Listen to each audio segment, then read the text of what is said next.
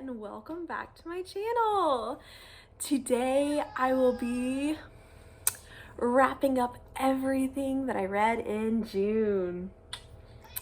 So June was my first month on booktube, and thank you to everyone who has subscribed, who has liked and commented and made me feel very welcome and just excited to keep making videos and talking about books with y'all. So thank you so much to everyone. The other part of that is that since I just kind of on a whim decided to start my channel this month, I don't really have great notes for the books that I read at the beginning of the month, not thinking I was gonna have to talk about them again. But without further ado, let's talk about the 11 things I've read this month. So the first thing that I completed in June was In the Tall Grass by Stephen... I'll wait for Daisy. The first thing that I read in June was In the Tall Grass by Stephen King and Joe Hill. And this was a novella, short story, somewhere in between those links. I think it was originally only written as an audio book and there wasn't a physical copy, if I'm correct. The reason that I chose to pick up this book this month was because I was going to go ahead and follow along with Spookish Mommy on Bookstagram's Summer of Horror 2021, and the June pick for that read along was The Body by Stephen King. And even though Stephen King has been a presence in my life and everyone else's life, and especially horror readers' lives, for forever, and even though I've seen so many adaptations and there's some of my favorite movies, I had never read a Stephen King book. I've started The Shining and Christine before, and just, I wasn't really at the same pace of reader as I am now, and I think that just the density of them wasn't working for me at that point in my life. I think I was in college at the time, so I've never completed a Stephen King book, and I was so excited to read The Body and finally to have read a Stephen King book that I got a different book from the library to read before that one came in off of hold at the library. And I read it, and it was good. It was really good. So In the Tall Grass was about these people who are at a rest stop, I think, while they're on a road trip, a brother and a sister, and they hear a child screaming from a field of really tall grass. I imagine I don't know, Nebraskan cornfields or something like that.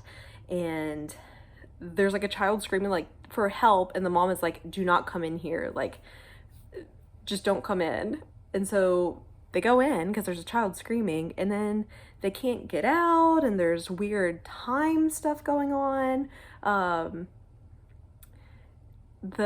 love whenever stories play with space in that way. That's the kind of horror that gets to me. I don't want to say Lovecraftian because he does not have the the eldritch horror and space-time kind of stuff on lock, but kind of the same kind of vibes. The next thing that I read in June was finishing up Except for Palestine, The Limits of Progressive Politics by Marc, Lamont Hill and Mitchell Plitnick. And this was an arc that I originally received from NetGalley for review, which I think I reviewed it over on Goodreads at the time, or I don't remember where. And this one, obviously I started reading it before it was really brought to the forefront of the news, even though it's something that has been going on forever, that Israel has been occupying Palestine. And it is something that I care about, and was so wild to me that people who would otherwise think they were progressive be supporting politicians any of the liberal politicians that have been in power, Joe Biden or whoever else, that continue to give billions of dollars in military support to Israel that this keeps happening. And it was like the only Palestinian Democratic candidate, I think, was Bernie Sanders. I don't remember like what Warren's take on it was, but it was just like that seemed like an issue that was like kind of like a fringe issue that no one cared about. Like it wasn't in the decision making. And so it's about that. But I thought that it both was like written to appeal to liberals and like not upset them too much and their sensitivities, but it also like expected you to know stuff already and really like date heavy. It was, I think I rated it as like 4 stars. I think that if you don't know anything about, you know, the history of the conflict, that it would be a pretty decent place to start, but I don't think that it's the end all be all of nonfiction for me on it.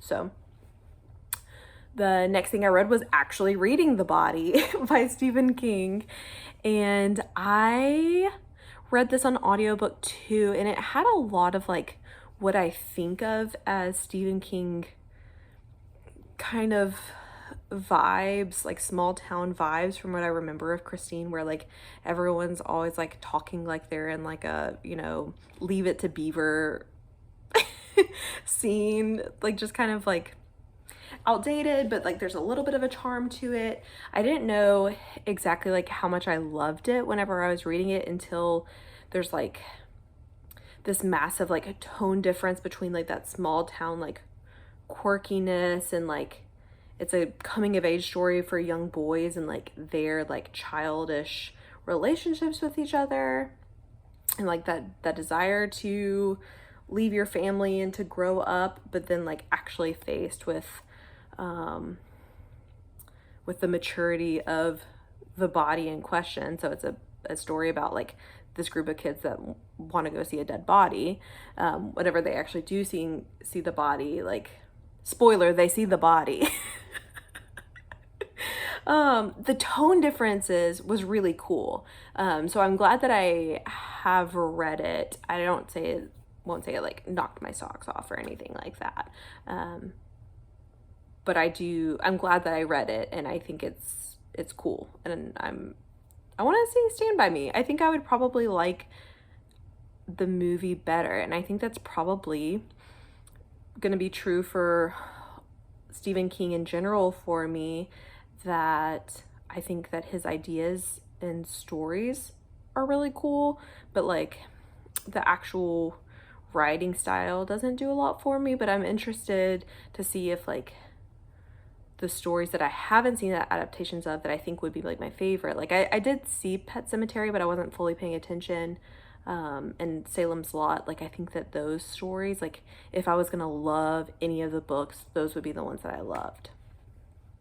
The next thing that I read was Things Have Gotten Worse Since We Last Spoke by LaRocca. And I have a full review of this posted, so I'm not going to talk about it too much, except to say that it's a cool little horror novella written between 2 queer women's chat logs and email exchanges in the early 2000s, and it gets really dark and really weird. But if you're interested in this, please check out my full review on it, and I'll link that below.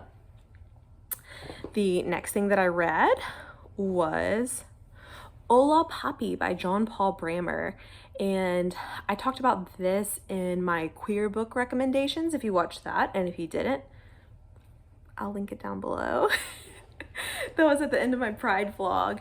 But Ola Poppy was mostly a memoir told in the style of a self-help advice column, and I thought it was really good.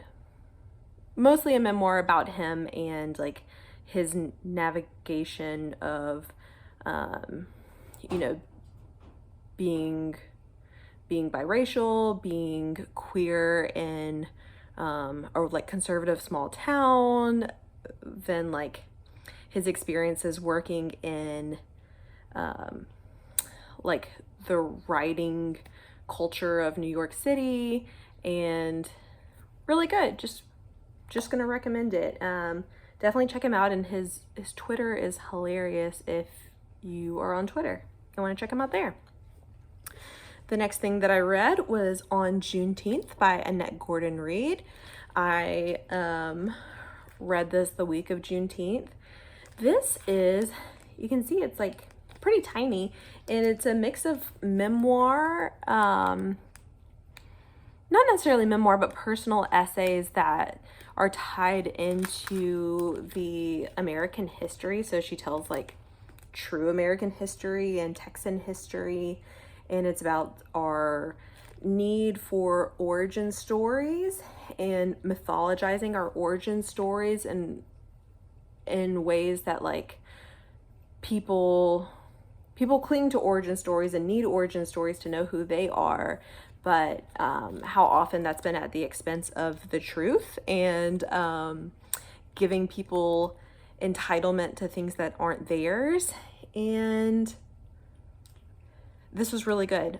She is a winner of the Pulitzer Prize, and it was really well written, and it was something that I think anyone would benefit from reading, especially if you don't know a lot about Texan history, which I really didn't, even though I feel mostly Texan. Most of my family is from East Texas, and going to Texas next week, I feel more Texan than Louisianan in a lot of ways. So it was good to actually know that history. And it was also about like the complex feelings of Juneteenth having been a Texan holiday, but now being, well, now it's like literally a national holiday. But at the time this was written, it was like just moving towards that path. So recommend this one. The next book that I read was also a horror read along. This one was the Horror in 24 reading group, which is run by Marcy and Carol and Crystal and Amanda, and I'll link them below and link the like the hashtag down below. But this was like a very summery slasher. It was fun. Paradise Club by Tim Meyer.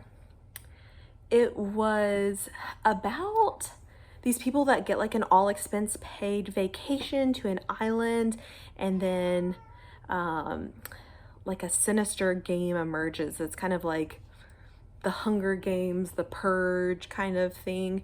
It had a little bit of like video game vibes to me, in that it seemed like there was like themed enemies. Like, I don't think this is spoilers, because like you learn about the game like at the very beginning of the book. But there's different killers who have been invited to this island to participate in a skirmish, and the types of villains are like the Viking, the lumberjack, and they all have like their key weapon that's with them. And that gave me kind of like the vibes of like Left 4 Dead or something like that, where there's classes of enemies. I thought it was really fun and had really good action sequences. The other side is that I don't know exactly if it works like as a book structure. So the author's note at the end, which made a lot of sense, was about how this was written for like his patrons on Patreon, and it was kind of like a choose your own adventure where he'd like write a little bit and then give the patrons the power to choose like where the story, like a little bit of where the story was going to go, which made a lot of sense because the structure's a little bit odd and the pacing is odd at times. The ending is extremely odd, but it's fun and it's summery, and summer horror is underrated. So recommend that one, and check out the read along. Next month's, well, now this month's, because I'm recording this in July, book for the Horror in 24 is The Elementals by Michael McDowell, which has been on my TBR, my mental TBR for a while, but actually checked out from the library last month. Anyway, so it was perfect timing. The next book that I read was My Dark Vanessa by Kate Elizabeth Russell. I talked a little bit about this in my Reading Women challenge video. No, my mid-year freak out video, that I was really surprised by this one. I think that everyone kind of knows what the story is about now, but because I feel like I'm the last person to read it, but it's about a teenage girl who was groomed by her like boarding school professor, and it's like her telling the story then, and then her grappling with like some fallout during the Me Too movement current day. And I really thought it was so well written. It's hard to believe it's a debut novel. The author said that she'd like been writing this since she was a teenager, which makes a lot of sense because she puts a lot of trust in the reader that she can like tell the story from the teenage perspective. And it's like, you know that what's happening is wrong and like grooming and like there's obvious signs, but it's not like that she's there over your shoulder like, remember, this isn't good, the whole time, like that it's being told from the teenager's perspective, because that's like really what gets you, is like the teenage girl feels like this is a love story, and it's so hard to read but so beautifully written. If you think that you can read something with this subject matter, I would recommend it because it really surprised me, and I didn't think that I was going to enjoy it as much as I did. The next 3 books that I read are all Read Caribbean picks for June. So Book of Sins over on Bookstagram runs the Read Caribbean hashtag year round, but the Read Caribbean month is in June because that's Caribbean Heritage Month. So I picked up 3 books for this. The first one was Hadriana and All My Dreams by René Depestre. It's translated from the French, and this was a Haitian zombie novel, and it was cool. It was so cool. I've never heard anyone talk about this book before, which may be on me, but to me, it's kind of like the zombie Dracula or Frankenstein. Like, it's very literary and very like dark romantic, and there was a foreword that was talking about how this was like written in response to like these white creators' view of zombie folklore in Haiti, and like the Val Lewton, I Walked with a Zombie or White Zombie, those movies. And so like actually writing it from like the Haitian point of view, really beautiful, because I think that zombie fiction, I'm going to talk about this in my Read Caribbean wrap-up video, so I'm not going to talk about it too much more, but just it was so cool. And usually I think that zombie stuff is a little borderline fascist, like Walking Dead kind of stuff, but this was so good, and it was smarter than me. Like, I don't think I could definitely read it again and get more from it. I think it was definitely smarter than me, and I liked it because it surprised me, because zombie stuff usually does not do that for me. The next thing I read was Polar Vortex by Shani Mootoo, and she is a Canadian author as well, but from Trinidadian heritage, I believe. I think I'll have to double check. I'm pretty sure Trinidad. This I'll talk about more in my wrap up, but this one was a 3-star read for me, and not because it wasn't written beautifully. It was written beautifully, but I don't necessarily understand the point. It's about like a bad relationship, and doubting your partner and like all of the things that build up over time that cause you to like distrust your partner. And I have not seen my boyfriend in like 18 months now because of the state of the world, because he's in Australia, and just like it was hard for me to just read a book that was solely about a bad relationship. Like this was just bad relationship stuff. But I'll talk about it a little bit more in my Read Caribbean wrap up. And then the last thing that I finished in the month of June was New World's Old Ways, which was a short story, speculative anthology edited by Karen Lord, of just Caribbean authors. And this one was a 4-star read for me. Like I was kind of wavering between 3 and 4 stars, but the stories just got better as the anthology progressed, which I guess is what you want to happen. But all of my standout reads were like from the end, and there was different tones. Like sometimes there was just like a kind of like fantastical speculative element. Sometimes it was full on sci-fi.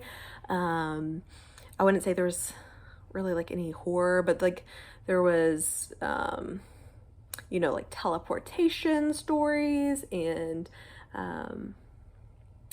robot stories, dystopian stories. It was a cool collection, and I thought it had like a lot of variety, and had authors from a lot of different countries in the Caribbean. So that's a recommendation as well.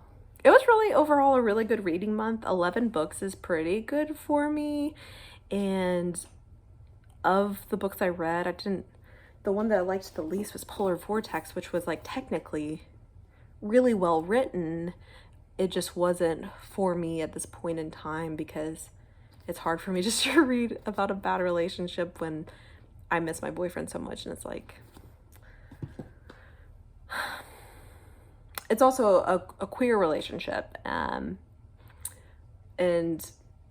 I just feel like I don't know. I just want to read. This is like not on the book at all. This is a reader problem that I just want to read about like queer joy. I don't really want to hear about a toxic queer relationship right now, like a fictionalized one. You know, if someone's actually telling their story, then I'll listen. This is not on the book at all. It's really on me. So a pretty good reading month. So let me know what your top reads of June were. Let me know if you've read any of these books. Any of these books sound good to you. What you're looking forward to reading in July. Let me know all down below. And I'll see you soon. Bye-bye.